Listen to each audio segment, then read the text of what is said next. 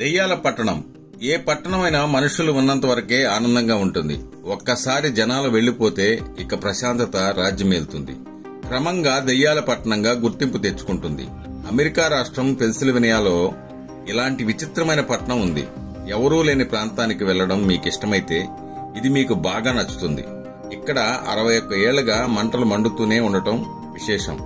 ఇందుకు ఏ అంశాలు కారణమయ్యాయో, ప్రజలు ఎందుకు ఈ పట్టణాన్ని వదిలేసి వెళ్లిపోయారో తెలుసుకుందాం. ఫ్రెండ్స్, వీడియోలోకి వెళ్లే ముందు సబ్స్క్రైబ్ చేసుకోకపోతే సబ్స్క్రైబ్ చేసుకోండి, లైక్ చేయండి, షేర్ చేయండి. Thank you. జనరల్ గా ఒక గ్రామాన్ని వదిలి ప్రజలు వెళ్లిపోవడం అనేది సహజంగా జరిగే ప్రక్రియ. కానీ ఒక పట్టణాన్ని వదిలి వెళ్లిపోవడం అనేది అరుదైన అంశం. వెళ్లిపోవాలని అందరూ ఒకే మాటపైకి రావడం తరచుగా జరగదు. కానీ అమెరికా రాష్ట్రం పెన్సిల్వేనియాలో జరిగింది. అందుకు ప్రత్యేక కారణం ఉంది. ఆ పట్టణమే సెంట్రాలియా. ఇప్పుడు మీరు ఇక్కడికి వెళ్తే మీరు తప్ప ఎవరూ కనిపించరు. అక్కడక్కడ ఇళ్లుంటాయి, వాటిలో ఎవరూ ఉండరు. ఎటు చూసినా చెట్ల తుప్పలే కనిపిస్తాయి. అందమైన రోడ్లు ఉన్నా వాటిని ఆక్రమిస్తూ మొక్కలుంటాయి. అంతా నిశ్శబ్ద వాతావరణం ఉంటుంది. అందుకే ఆ టౌన్ ని గోస్ట్ టౌన్ గా పిలుస్తున్నారు. దెయ్యాలు అనగానే మనకు ఒకంత భయం కలుగుతుంది.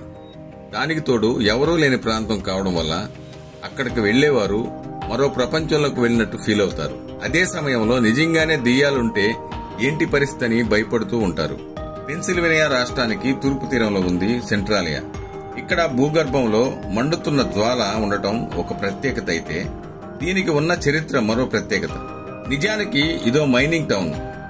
1962కి ముందు చాలా బిజీగా ఉన్న ప్రాంతం. కార్మికులు కంటిన్యూగా గనులు తవ్వకాలు జరిపేవారు. చాలా బిజీగా ఉండేది. ఇక కార్మికులు నివసించేందుకు ఆ పట్టణంలోనే ఇళ్లు ఉండేవి. రోజు ఉదయం నుంచి రాత్రి వరకు అందరూ కష్టపడి సెంట్రాలియా భూగర్భాన్ని త్రవ్వుతూ ఉండేవారు. ఒక రోజు వచ్చిందో ప్రళయం. 1962 మేలో ఓ రోజు బొగ్గు గనుల దగ్గర ఒక్కసారిగా సైరన్లు మోగసాగాయి. ఆ సైరన్ల హోర్లో కార్మికులంతా పరుగులు పట్టారు. అందరిలోనూ ఒకటే ఆందోళన, ఏం జరిగింది అని. గనుల నిర్వాహకులు ఓ చేదు వార్త వేగంగా చెప్పారు. భూమి లోపల కొన్ని వేల అడుగుల లోతున జ్వాలాగ్ని చెలరేగిందని, అది గనుల్లోకి వస్తోందని చెప్పడంతో కార్మికులు ఆశ్చర్యపోయారు.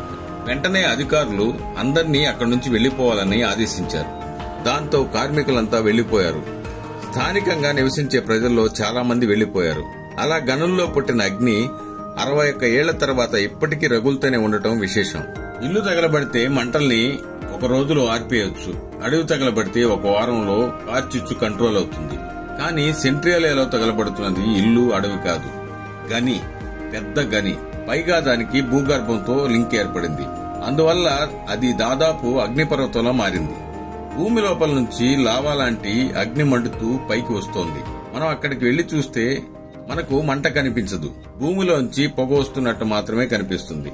మంట ఉన్న ప్రదేశాన్ని మూసేద్దామని ప్రయత్నించినా వీలు కాలేదు. ఎందుకంటే మంటతో పాటు వస్తున్న గ్యాస్ పైకి తన్నుతోంది. దాంతో భూకంపం వచ్చినట్లు ఆ ప్రాంతంలో పగుళ్లు ఏర్పడ్డాయి. అక్కడ నివసించడం ప్రమాదకరంగా మారింది.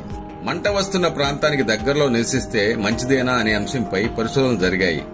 అప్పుడు తెలిసిందో షాకింగ్ న్యూస్. పొగ వస్తున్న చోట విషపూరితమైన కార్బన్ మోనాక్సైడ్ చాలా ఎక్కువగా వస్తోందని తెలిసింది. ఇది మనుషులకు ఏమాత్రం మంచిది కాదు, ప్రాణాలు పోయే స్థాయిలో వస్తుంది. అందుకని నివాసయోగ్యం కాదని తేల్చారు. ఈ విషపూరితమైన గ్యాస్ కారణంగా అక్కడికి పర్యాటకులు ఎవరూ రావద్దని అధికారులు చెబుతున్నారు. మొత్తానికి అమెరికాలోని సెంట్రాలియా ఒక గోస్ట్ టౌన్ గా మారడానికి కారణం ఇది.